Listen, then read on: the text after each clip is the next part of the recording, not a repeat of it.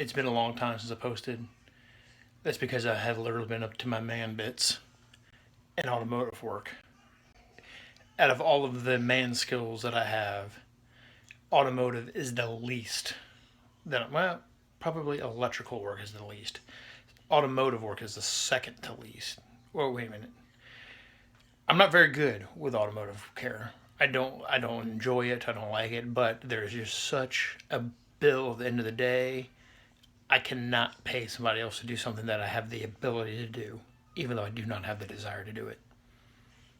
More to come.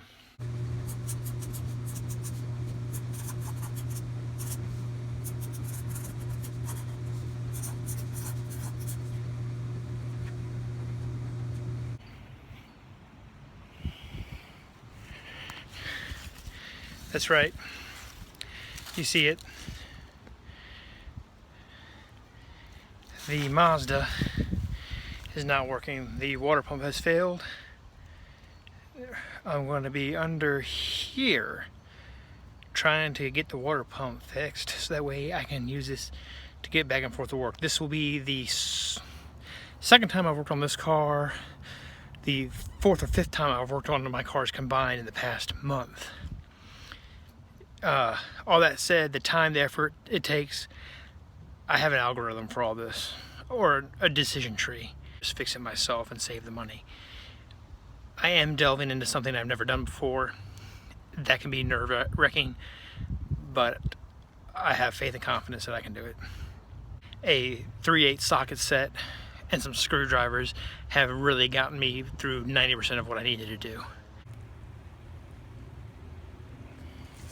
That is it for my tools. That is all that I have. And this is all that I own. Like I said, I am borrowing one tool. So apart from that, everything else is represented here. My point is you don't have to have a whole shop to save yourself money. A lot of people will think that, well, I'll just take my car to a mechanic because I don't have a whole shop. You don't really need a whole shop. You can get a lot of stuff done with just this tool set.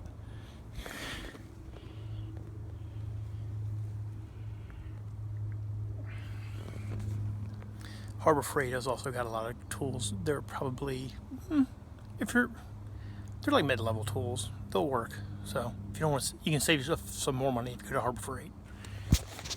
Okay, right now I'm under the car. What are you doing, Jaden? I'm cleaning the window. Are you videotaping me? Of course. Stop. Why? I have a new rule. What's the new rule? No videotaping me when I'm in cleaning clothes. So many rules. I swear there's like more rules every day. They're arbitrary and there's no way of foretelling when the rules are going to come.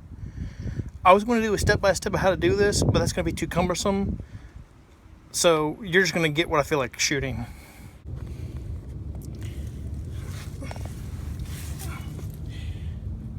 Successfully drained from that plug there. All the radiator fluid went into this dry pan. This pan. Just a little teeny bit splashed out, which is not too terrible bad, really. Last time I did this, I didn't know about the drain plug, and I just detached the lowest hose, and it literally went everywhere. I barely caught it in the bucket at all. But now I learned my lesson, did it right this time, worked like a charm. Next step, remove the water pump. So the water pump is somewhere under this menagerie of hosiery and bull crap. I think I need to move this first, so let me get to doing that.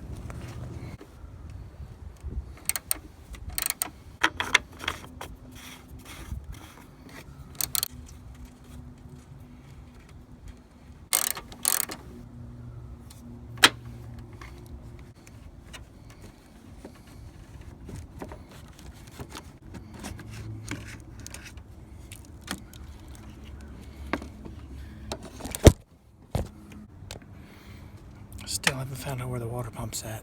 This is going to be more than I thought.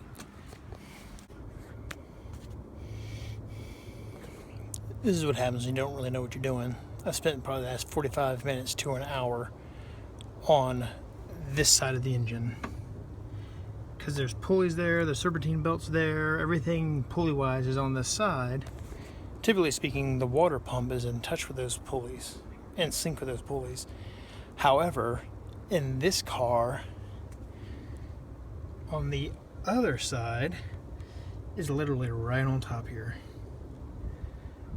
And the part that I'm trying to get to is right there, right underneath there.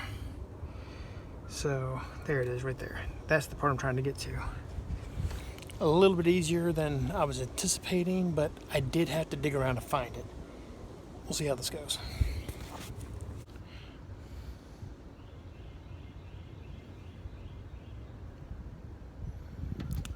Tip number one, should have started this from the beginning.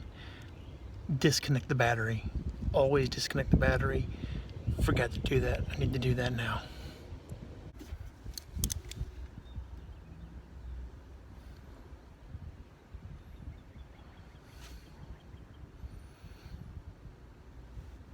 That's where I need to go.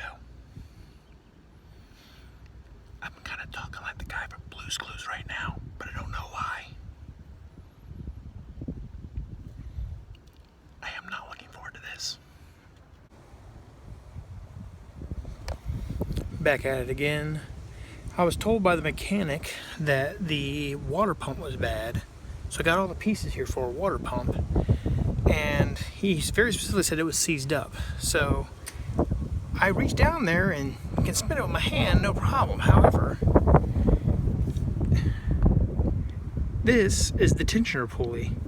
The tensioner pulley has no play in it. This is actually the thing that's seized up. Much cheaper than a water pump. That's why you always gotta do things yourself and not rely on the mechanic.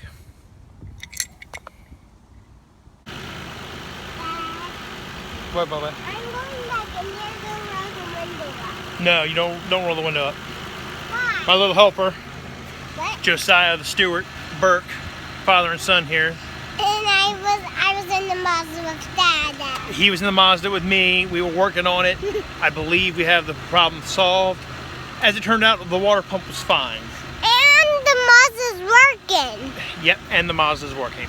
The water pump was fine. It turned out that there is an idler pulley that was burned up and it was not allowing the water pump to move. Once I got the belts off, I hand spun the water pump and it was spinning free, but the tensioner / idler pulley was not. That was only a $30 part. So what was gonna be a $400 fix turned out to be a $30 fix. Plus I had to refill the antifreeze, so that was an extra $10. But all in all, $50. Saved it. And the Mazda has one seatbelt in it. No, the Mazda has One seatbelt in it. I think. no, it has 5 seatbelts in it. Yes, and I see one in there, and there's 2. There seems to be some miscommunication on the number of seatbelts in the Mazda. But anyway, all that said and done, 3 hours, $30, saved me $350. Tuning out.